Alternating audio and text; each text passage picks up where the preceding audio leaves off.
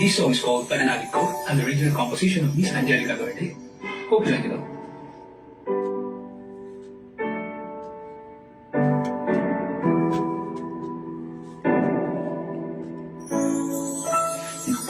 Wala ka pa sa buhay ko.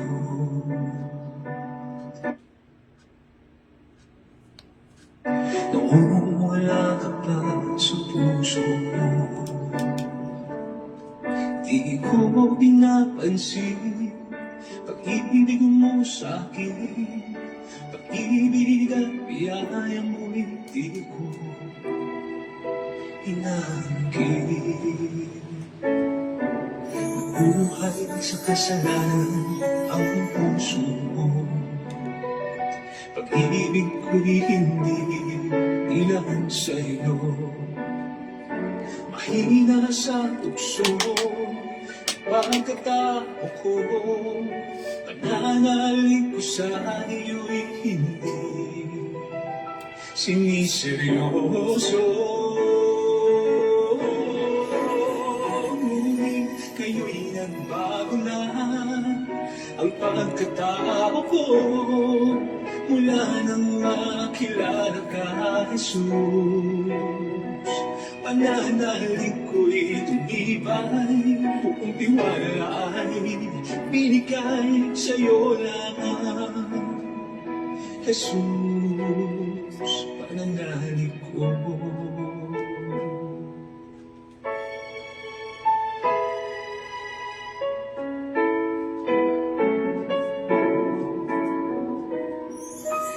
Buhay sa kasalanan ang puso ko.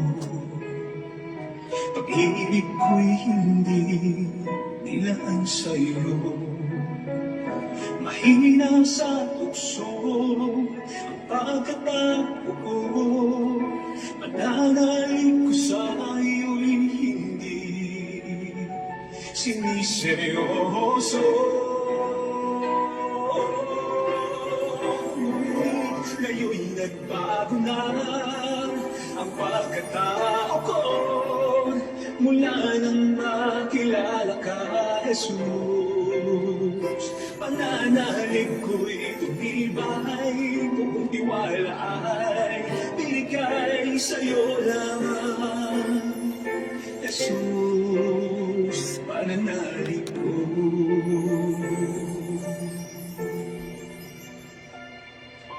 Sa'yo lamang, Jesus,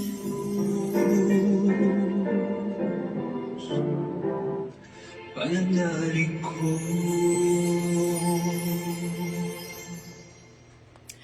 Every gising is a blessing. Sa bawat pagkakataon na tayo nagigising sa panibagong araw, tayo binibigyan ng Diyos ng isang napakalaking biyaya. At ang pakikinig sa mabuting balita ay isa sa pinakamalaking biyaya na maaari nating makamtan mula sa ating Panginoon. Sama-sama po tayong magnilay ng mabuting balita. Sa ngalan ng Ama at ng Anak at ng Espiritu Santo. Amen. Purihin ka, mong Diyos, na makapangyarihan sa lahat. Muli, maraming pong salamat sa pagkakataon na ipinagkakaloob mo upang kami ay mabinhian ng iyong banal na mensahe mula sa iyong mabuting balita.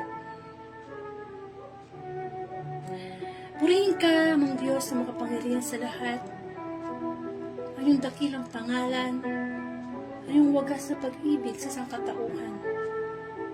Napakabuti mo, O Lord.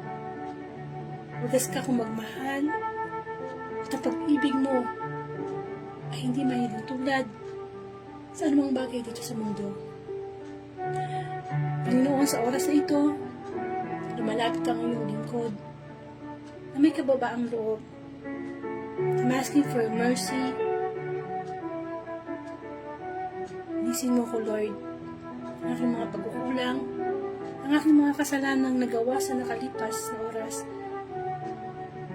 Tawarin mo ko, Lord, upang sa ganon, ang iyong paglilinis ay magkaroon ng kapangyarihan na ikaw Ang iyong banal na espiritu ay magpuspos ako at maihatid mo sa amin ang Tuesday Gospel bilang pagkain namin espiritual. Isang pagkain espiritual na pinakamahalagang biyaya na maririnig, makamtan, mapagninilayan, maisa sa buhay at may babahagi namin sa iba. Give me the discernment, O Lord, to know your will, your perfect will. Not my will, but your will be done, my Lord. Ikaw ang maitaas at mabigyan parangal sa Facebook Live na ito. Ang karunungan na pinagkaloob mo sa ating Panginoon Jesus, Ama, babaang loob, ang mga bunga na banal na Espiritu, puspusin mo ang ibang lingkod. Bagamat ako'y makasalanan, kami makasalanan, salamat at patuloy ka pa rin naghain ng iyong banal na mensahe sa pamamagitan ng Facebook Live. I also pray for those people na nakakarinig ng mabuting balita. I-open namin ang aming puso sa iyo. Gano'n na ba namin ikaw kamahal? Ano pang mga dapat namin isakripisyo para sa pag-ibig na yan? Katulad ng pag-ibig na pinagkaloob mo. Tulungan mo kami, Panginoon, na magkaroon ng pagkaunawa at karunungan sa mensahe. Na marinig namin ito na may pag-ibig. Pag-ibig na nagmumula sa iyo. Ang lahat ng ito'y dalahin ko sa iyo, Ama, sa pangalan ng Anak, kaysa ng Espiritu Santo. Amen. Sama po nating bigyan ng parangal ang mabuting balita. Hallelujah, hallelujah, hallelujah. Purihin ka mang Diyos na makapangyarihan sa lahat. Hallelujah, hallelujah.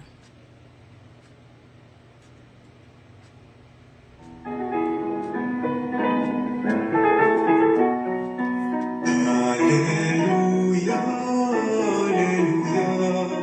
Bigay mo, oo, nakikinig ako sa iyong mga salita. Hallelujah, hallelujah,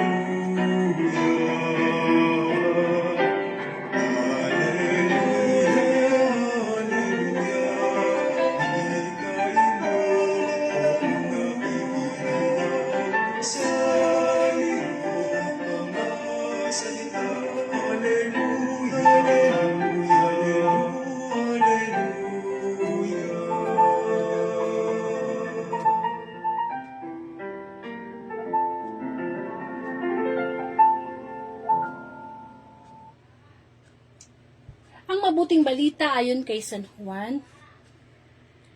Papuri sa iyo, Panginoon. Kung paanong iniibig ako ng Ama, gayon din naman, iniibig ko kayo. Manitili kayo sa aking pag-ibig. Kung tinutupad ninyo ang aking mga utos, mananatili kayo sa aking pag-ibig tulad ko. Tinutupad ko ang mga utos ng aking Ama at ako'y nananatili sa kanyang pag-ibig. Sinabi ko sa inyo ang mga bagay na ito upang makahati kayo sa kagalakan ko at malubos ang inyong kagalakan. Ito ang aking utos. Mag-ibigan kayo, gaya ng pag-ibig ko sa inyo. Walang pag-ibig na hihigit pa sa pag-ibig ng isang taong nag-aalay ng kanyang buhay para sa kanyang mga kaibigan. Kayo'y mga kaibigan ko kung tinutupad ninyo ang mga utos ko. Hindi na kayo inaaring alipin sapagkat hindi alam ng alipin ang ginagawa ng kanyang Panginoon. Sa halip, inaari ko na kayong mga kaibigan sapagkat sinabi ko sa inyo ang lahat ng narinig ko sa aking Ama. Hindi kayo ang pumili sa akin. Ako ang pumili at humirang sa inyo upang kayo'y humayo at mamunga at manatili ang inyong bunga. Sa gayon, ang anumang hingi ninyo sa Ama sa aking pangalan ay ipagkakaloob sa inyo. Ito ang inuutos ko. Inuutos ko sa inyo, mag-ibigan kayo. Mga kapatid, ang mabuting balita ng ating kaligtasan. Pinupuri ka namin, Panginoong Heso Kristo. Amen. Isa pong pinagpalang Martes ng umaga. Sa inyong lahat, welcome po sa Word of God, Daily Gospel at Facebook Live. Muli, ang layunin o misyon ng Facebook Live na ito ay palaganap ang mabuting balita araw-araw through social media, kamukha po ng Facebook Live. So, wala na tayong i-reason kay God, no? Anytime, anywhere, kahit anong ginagawa po natin, pwede na po tayo makarinig ng mabuting balita everyday. Di po ba? Kahit hindi siya live, kahit na kung anytime na available kayo, na pwede nyo namang i-replay, para lang mahatiran tayo ng mabuting balita na nagmumula sa ating Diyos. Mahalaga po ang mabuting balita.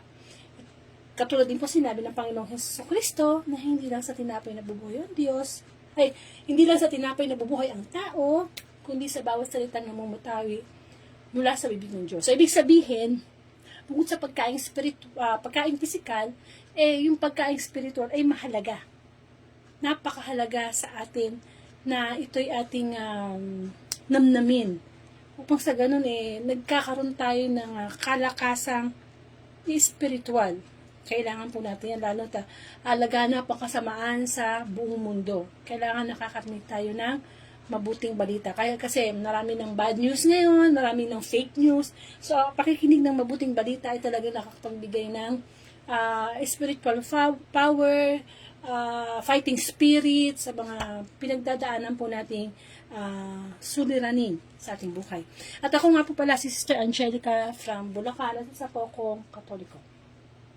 Alam niyo, habang binabasa ko itong mabuting balita ngayon, araw na ito, salamat, May 14, 2024 na, at ang ating pagbasa ay nagmula kay San Juan, chapter 16,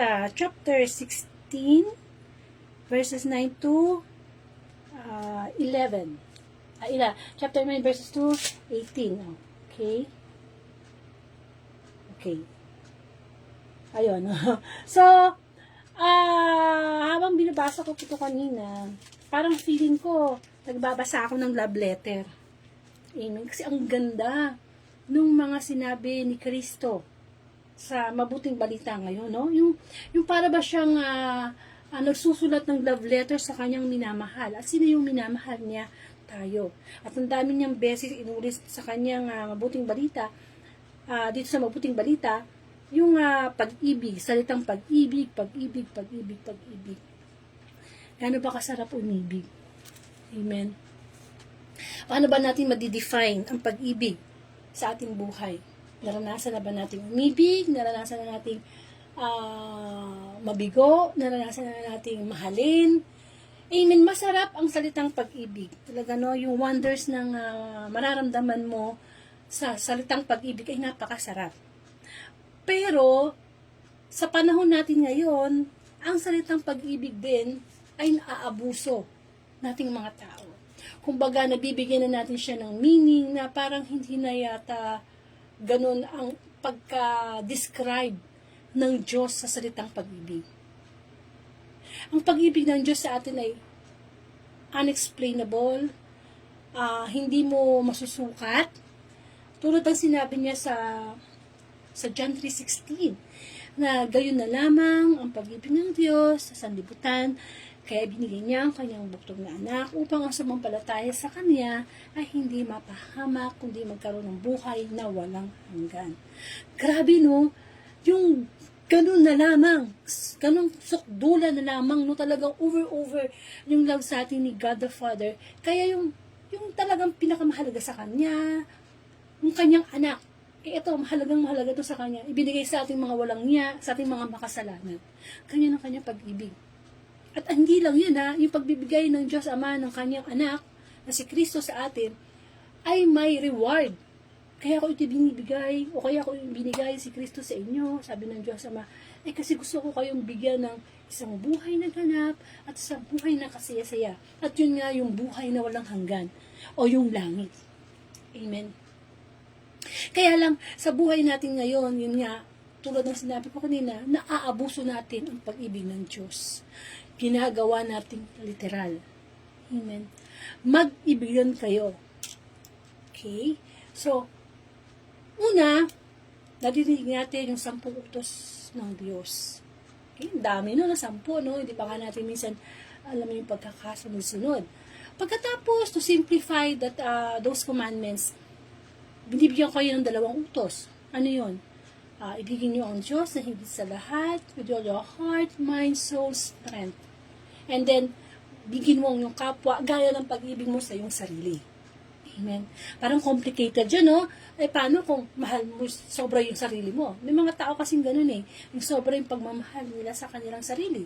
Minsan, nagiging ganid na, nagiging selfish na.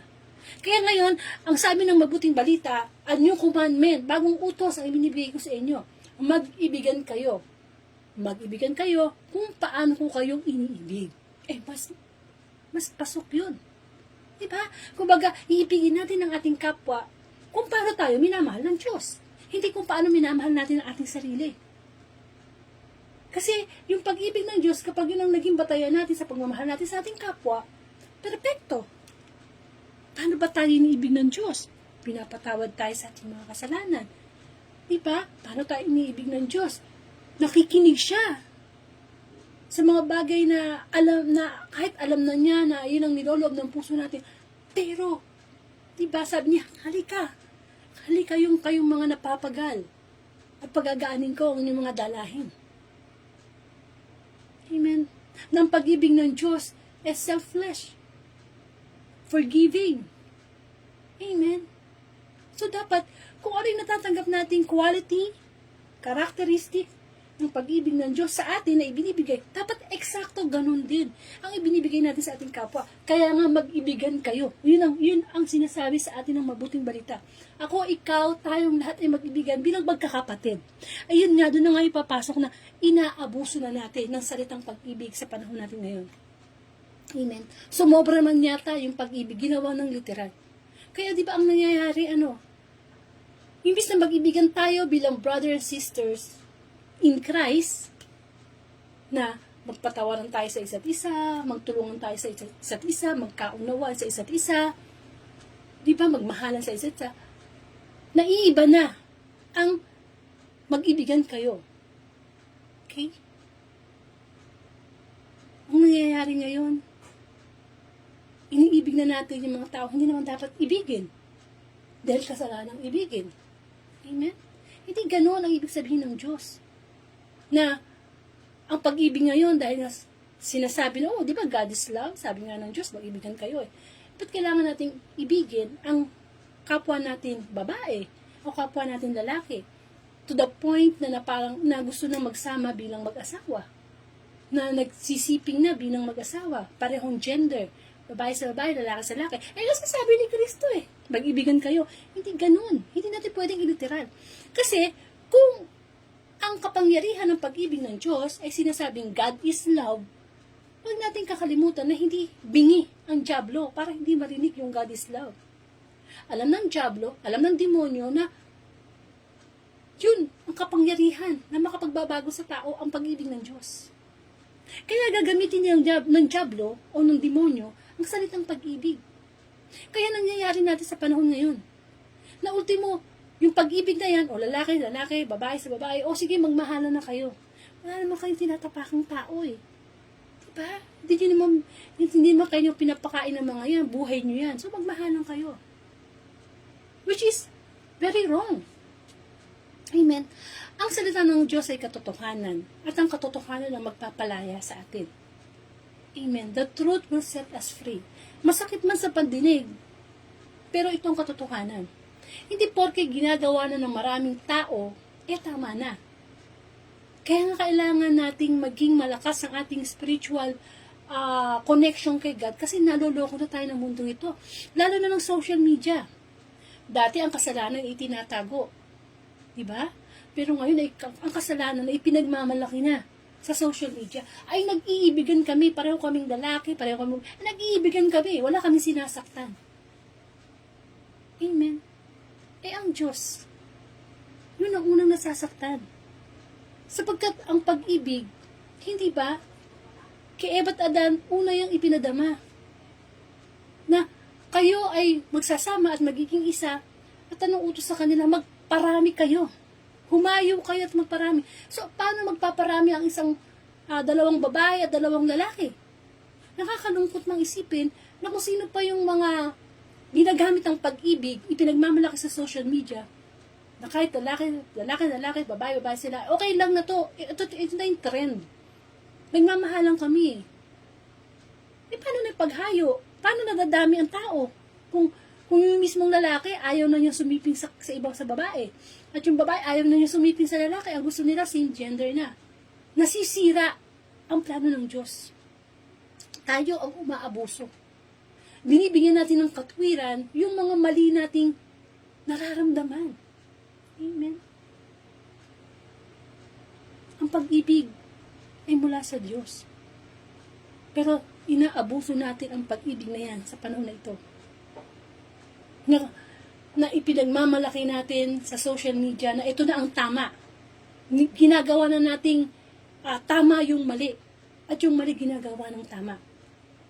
Amen.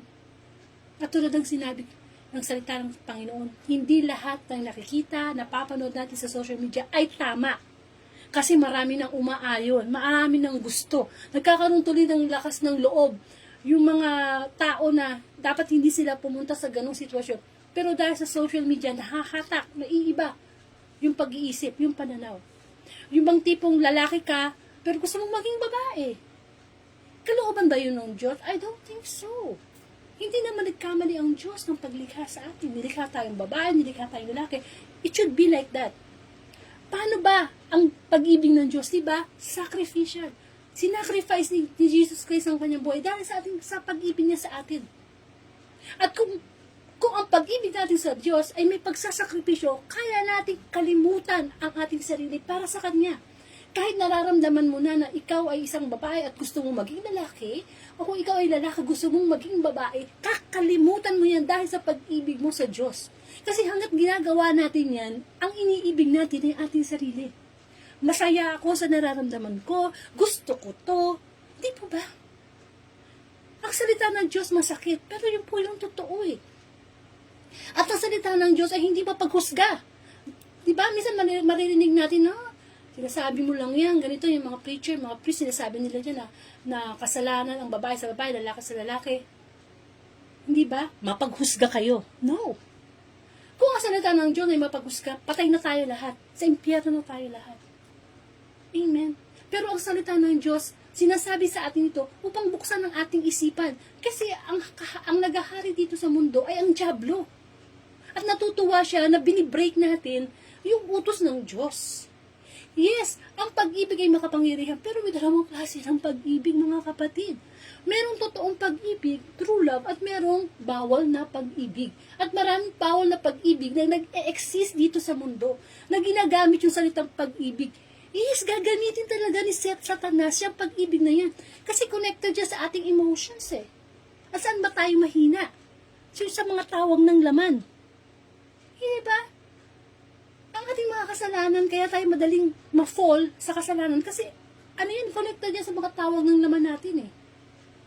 Amen? Kaya ang mga bawal na pag-ibig ngayon, hindi yung kalugod-lugod sa Panginoon. Kaya di ba yung divorce, laganap na yan sa buong mundo? At dito sa Pilipinas, gusto na rin ma-approve yung divorce na yan. Hindi ba nakokorrupt ng social media yung ating mga isipan na ay ginagawa na ng marami, ay ginagawa na ng sikat na artista, ginagawa na ng sikat na tao, ay gawin natin. Mas malaki ang pagkakasala ng mga taong nagpupush ng ganong paniniwala sa kapwa. Tayo araw-araw nagkakasala na tayo. Pero kung tayo pa yung nagiging sanhi ng pagkakasala ng ating kapwa, like pinopromote mo sa social media na okay na iba na kasi ang mundo ngayon eh. Iniiba na nagkaroon na ng katuparan, o naging totoo na ang sinabi sa salita ng Diyos na darating ang panahon, hindi na makikinig ang mga tao sa Diyos. Ang susundin na lang ng tao yung gusto niyang marinig, yung gustong gawin ng tao. Amen. Kaya maliwanag, 100% na kasalanan. ang magmahal ka ng kapwa mo babae, kapwa mo lalaki, kahit gaano nyo pa kamahal na todo. Ang tanong, kaya mo bang iwanan yan? Yung iniibig mo na same gender na yan para sa Panginoon? Sino mas mahal mo? Yung kinakasama mo ngayon o yung Panginoon? Hindi lang yan sa same gender. Kahit sa babae at lalaki na mag-asawa na, tapos naghiwalay, tapos makikisama sa iba. Kasalanan din yan.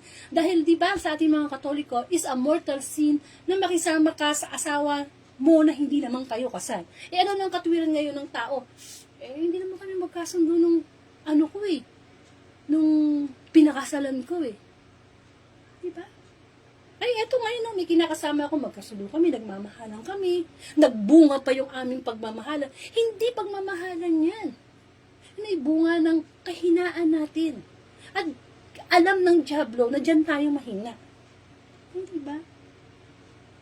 Ngayon, kung mag-asawa ka at hindi kayo magkasundo, you decided na maghiwalay, pangatawanan mo yung pagiging single mom mo, single dad mo. That's a sacrifice. Diba? Sa ating buhay, kaya ding gamitin ng Diablo na gawing maganda yung pangit. Hindi naman magpapakita ang Diablo sa atin ng pangit na mukha niya. Siyempre, papasok siya sa isang bagay, sa isang pangyayari, sa isang tao na parang feeling mo galing sa Lord. Yung bagay na yun. Devil is deceiving us. Dinadaya tayo ng Diablo. Amen. Nakakalungkot mang isipin na ang salitang mag-ibigan kayo, ginawa ng literal. Amen. Kaya mag-iingat tayo sa pagpo-follow sa social media kasi ang lakas ng power, no? Ng kapangyarihan ng social media na magbago ng isip natin Nakokorap yung mind natin. Nakakalungkot lang isipin na mas marami pang nagkakaroon ng tawag dito, mas marami ang followers, mas marami yung nag-share, mas maraming nagko-comment dun sa mga ganong content. Ang mahirap pa, yung hindi na nga kalugod-lugod sa Diyos yung content nila, magko-comment pa yung mga followers nila na, ay, God bless you, ang inyong pagsasama. Mga kapatid, wag natin gamitin ang pangalan ng Diyos in vain. Do not use the name of God in vain. Sapagkat ang pangalan ng Diyos ay kapuri-puri, mataas, marangal. Tapos sasabihin natin, God bless you, yung pagsasama. Huwag niyong pakinggan ang mga sinasabi ng iba. Sa palagay pa natin, pagpapalain yun ng Diyos. Kapatid, huwag natin kakalimutan na hindi porke nakikita natin na nagiging successful, o mayaman, o mataas na yung nararating ng isang tao, ibig sabihin okay na yung kay Lord. Hindi. Huwag natin kakalimutan na kahit ang Diablo, nung panahon na tinukso si Jesus sa ilang, inoferan din ng Diablo si Jesus ng kayamanan. Nang sabi ng Diablo, ipinakita niya kay Jesus ang lahat ng kayamanan sa mundo at ang sabi niya sa Panginoong Jesus, ibibigay ko sa iyo lahat yan. Sambahin mo lang ako. At ganun ang nangyayari sa atin ngayon. Hindi ba? Hindi porke ang parehong babae o parehong lalaki, nabibless sila, nakikita mo ang yaman nila, tapos sasabihin pa nila na, basta wala akong sinatapakang tao, tumutulong pa ako sa kapwa ko. Hindi matatakpan ng mga ginagawa nating mabuti ang isang pagkakamali o isang kasalanan. Sabi nga ng salita ng Diyos, ang pagsunod sa buong kautusan, pero paglabag sa isa ay paglabag sa lahat. Hindi natin pwede sabihin na sa 10 utos ng Diyos, sinusunod ko yung siyam. Yung siyam na utos. Pero pagdating sa pang-10, yung pangangalo niya, hindi niya yung sinusunod. Baliwala yung siyam. Diba? Kasi our God is a perfect God.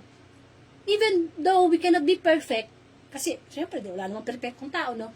Pero dapat nandoon yung mindset natin na everyday, kung tayo ay good ngayon, bukas better tayo, sa susunod the best. Nandun tayo dapat. Hindi ba? Mag-ibigan kayo. Isang pag-ibig na nagsasakripisyo.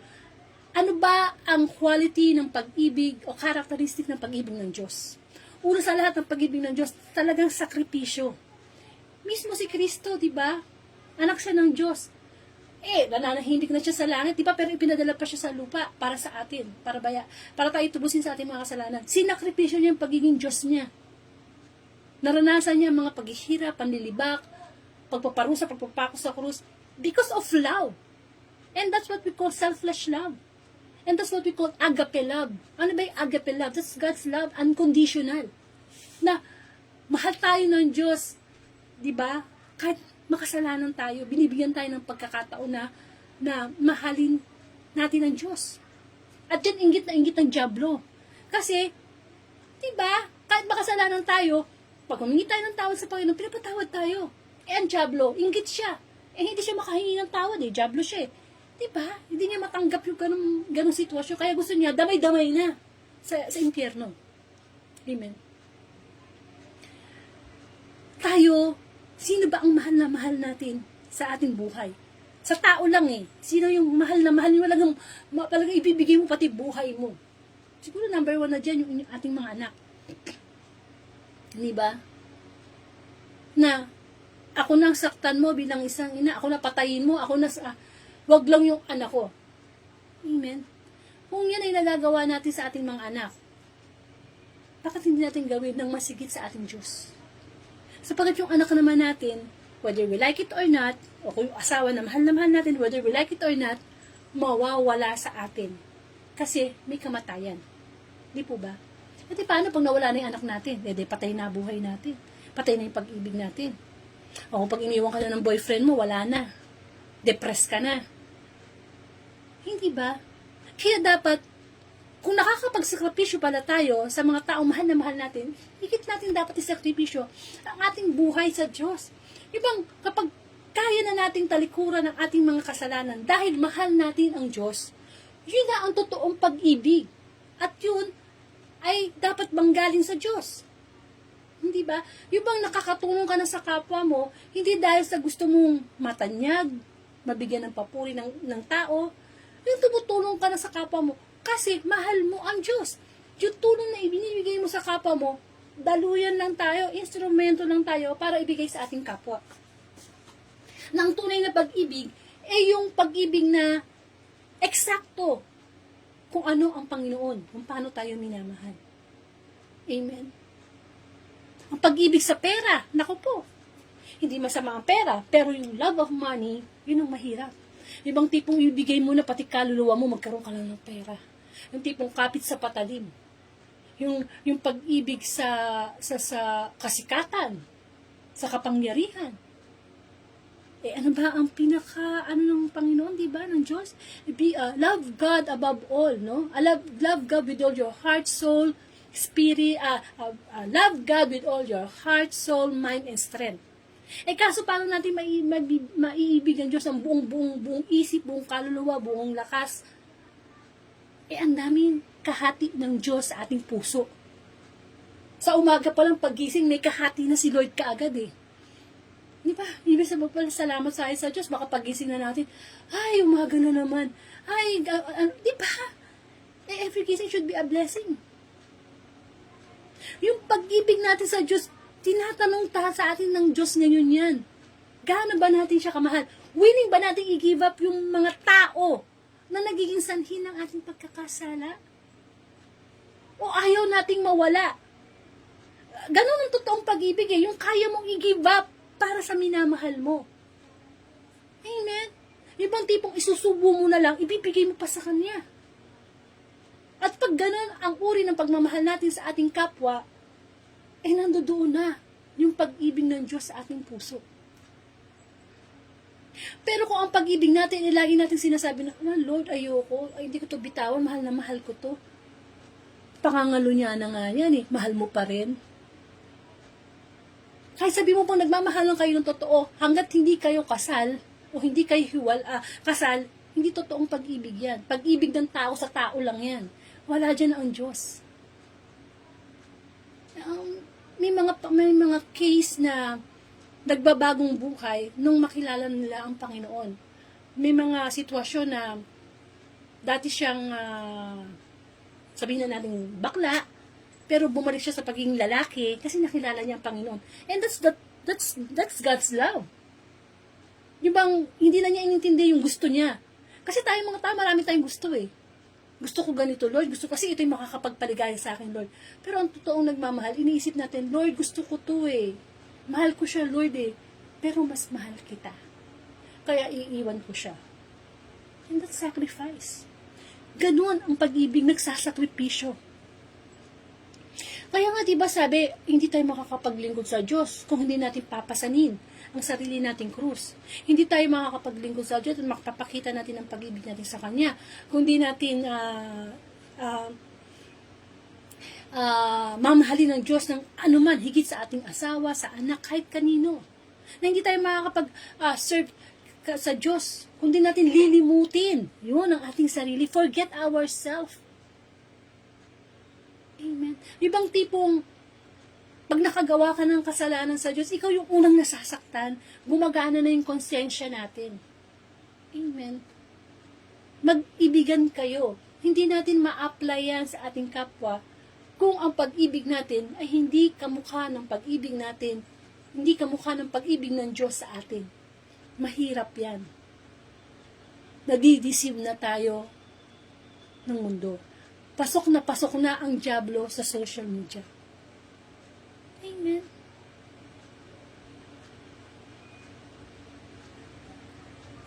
At tayo ba'y nagbubulag-bulagan? Kaya nga dapat makakarinig tayo ng mabuting balita eh.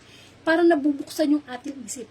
At ang salita ng Diyos, muli ang hindi paghuhusga. Hindi ako nanghuhusga ha. I don't have the right. Kasi makasalanan din ako. Kasi kung nanghuhusga ako, hindi ko na sasabihin ng salita ng Diyos. Si Kristo na ang number 1 manghuhusga. Kasi nung nabuhay siya dito sa mundo, wala siyang ginawa kundi ibunyag ang katotohanan. Ipamukha yung mga maling ginagawa ng mga tao, nating mga tao. Wala pang paghuhusga. Wala pa tayo doon sa time ng paghuhusga. Nabubuhay pa tayo sa habag ng Diyos. Nabubuhay pa tayo sa habag ng Diyos hanggang sa panahon na ito. Ginigising pa yung ating mga espiritu. Hoy, gising. Umalis ka na. The reality is, hindi ka maisisave ng kinakasama mo ngayon. Kahit sobrang nagmamahalan pa kayo, hindi ka niya masisave sa impyerno. Amen. Gusto ba natin yung senaryo na nandun na tayo sa impyerno, tapos magsisigawan tayo na, Lord, patawarin mo ako, tapos makikita mo yung kinakasama mo doon na kapwa lalaki, kapwa babae, o hindi mo asawa na pareho kayo nagbibeg, o pareho tayo nagbibeg ng mercy kay God, wala na. Kapag tayo ay namatay, tapos na. Yung mercy na yan. Yun na yung paghahatol. Kaya hanggat nabubuhay tayo, mag-decide na tayo. The question is, kung mas mahal natin ang Diyos kaysa sa mga tao na kinahuhumalingan natin ngayon, iwanan natin yan. Sapagkat yun ang magdadala sa atin sa impyerno. Amen. Stop na natin yung pagmamalaki sa social media. Stop na natin. Amen. Okay, I will give you a concrete example, no? Hindi ako magbabanggit ng pangalan, pero this is not a judgment, but this is the reality. Gusto ipaliwanag sa atin ng Panginoon. Amen. Hindi ba dati, merong artista na itinatago nila ang relasyon nila sa social media o sa tao. Kasi natatakot sila na i-judge ng tao. Yun ang problema sa atin eh. Natatakot tayong i-judge ng tao pero hindi tayo natatakot i-judge ng Diyos. Amen. Tapos dumating yung time na hindi na nila natiis. Pinahayag na nila sa social media na nagmamahalan sila. Na talagang ipinapakita nila yung halikan nila, yung yakapan nila, yung mga moments nila together. That's a big kasalanan. Yung bang nagiging sanhi sila ng pagkakasala ng iba. So yung mga followers nila na nakakapanood, lalo ng mga kabataan, gagayahin yan.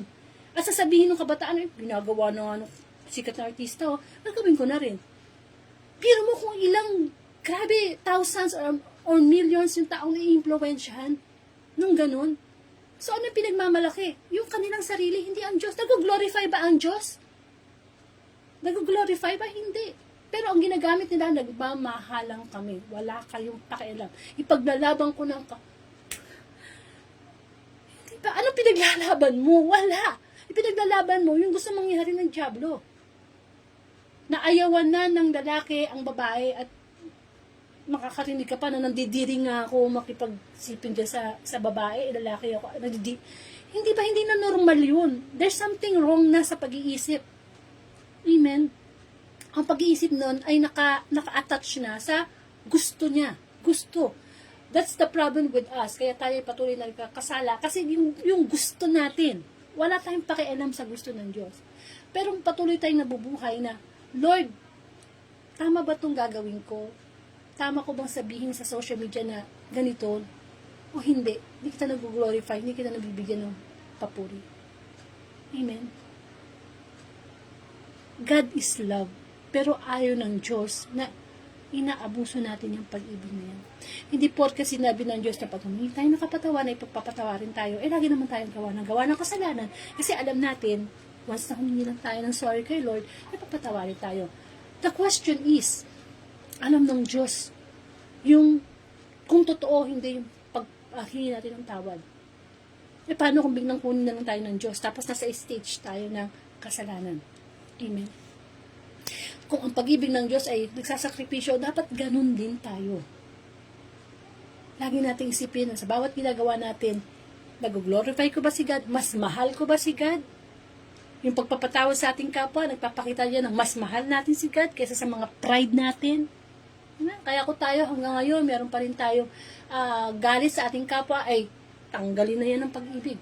Makapangyarihan talaga ang pag-ibig, di ba? May kasabihan na, ang pag-ibig, pag pumasok sa puso ni naman, hahamakin ng lahat, masunod ka lamang. Masunod ka lamang ayon sa kalooban ng Diyos. Amen. Kaya kung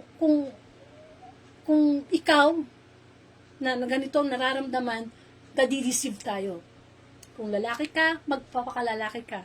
Kung babae ka, magpakababae. At tayong mga magulang, huwag natin konsintihin. Hindi ba? Meron mga magulang, sige, kung diyan ka masaya anak, susuportahan kita. Kapatid, tayo ay co-creator ni God. Di ba? Ang mga magulang ay co-creator. Nung nilikha ng Diyos ang anak natin, tayo yung naging instrumento para, lalo lang mga nanay, no? Tayo yung ilaw ng tahanan. I-guide din natin sila sa tamang landas. Iba na kasi ngayon ang mga katwiran sabihin na, tinitingnan nyo kaming ganito, samantalang marami dyan, ikinasal pa, tapos naghihiwalay rin. Yun nga ikisal na nga, naghihiwalay na nga tapos ganyan pa. Babae at lalaki lang, ang laki na ng problema ng mundo sa paghihiwalayan pag-aaway. Papasok pa yung same gender na gusto rin ng kasal, gusto rin ng mga karapatan, kung anong may karapatan ng isang babae. Ay, nako. Ano ba ang mundo talaga? Talagang malapit ng, di ba, that Jesus will come anytime. Pero hanggat, yun nga, nadidinig nga natin yung muling pagbabalik ng Panginoon. Pero dahil nga sa pag-ibig ng Diyos, salamat, binibigyan pa tayo ng pagkakataon. Na ma-realize natin na hindi tayo masisave ng partner natin kahit gaano na yan. Yan tayo kamahal. Of course, pinapaalahanan tayo ng Diyos na yung ating pag-ibig sa Panginoon, doon tayo mag-concentrate sa araw-araw na ginagawa ng Panginoon. Kasi yung pag-ibig ng Diyos, ano yan makakapagpagaling yan Di ba may mga taong dahil sa pag-ibig nagbabago? Tayo, dahil sa pag-ibig natin sa Diyos, nagbabago tayo. Tinatalikuran na natin yung ating mga masasamang gawa, kasalanan, kasi we love God. Amen? Nakakapagpagaling. Nakakapagpagaling ang salita ng Diyos. Amen? Kaya nga, di ba, Jesus is the divine healer. That Jesus is a divine teacher. And Jesus is a divine lover. Amen. Yung bang kaya nating mawala lahat? Halimbawa, maganda ka, pogi ka, mayaman ka, matalino ka, makapangyarihan ka, ikaw na. Yung nasabing sana all. Pero lahat yung kaya mong itapon, iwanan, wag lang mawala yung pag-ibig ng Diyos sa atin. Amen.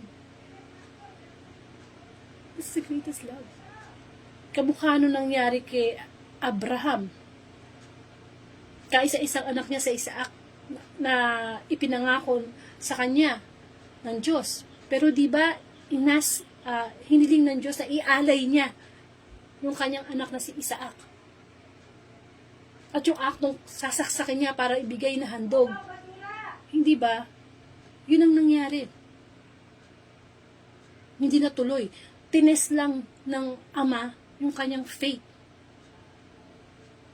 That's the love of Abraham to God. Nang kahit kaisa-isang anak na lang na ibinigay sa kanya, sa Isaac, kaya niyang i-give up. Yun ang ibig sabihin ng Diyos sa atin. Yun ang gustong ipunto ng mabuting balita. Na our love should be nagsasacrifice. Na lagi nating iniisip, Lord, ano yung magagawa ko para mapangiti kita, maparamdam ko sa yung mahal kita. Amen? Patuloy nating isipin yan. Amen? So magkaroon po tayo ng closing prayer. Ama namin, sumasalangit ka, sambahin ang ngalan mo, sa amin ang kaharian mo, sundin ang loob mo dito sa lupa para na sa langit. Yan mo kami na aming kakain sa araw-araw, at patawarin mo kami sa aming mga sala, para nang pagpapatawad namin sa nagkakasala sa amin. Huwag po natin, pagaling pa tulong sa tukso, at hadyan mo kami sa lahat ng masama, sa ngalan ng Ama at Anak, at Santo. Amen. Nawa, patuloy nating isipin na mag-ibigan tayo according kung paano tayo iniibig ng Diyos. Maraming pong salamat, and to God be the glory.